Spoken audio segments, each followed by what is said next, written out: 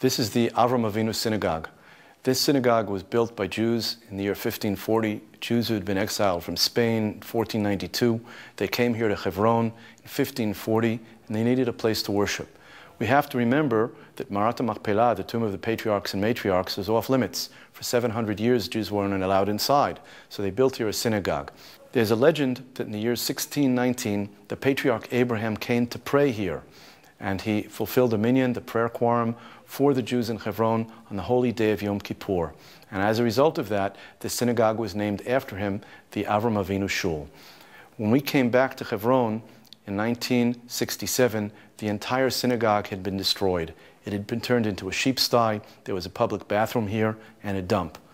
Eventually, we were able to renovate what was left of the original synagogue and rebuild it. And today the synagogue is used every day by Jews here in Hebron. We're able to worship here.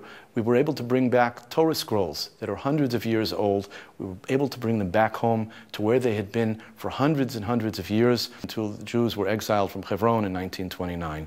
Today, the synagogue is a living example of the restoration and the renovation and the renewal of the Jewish community in Hebron.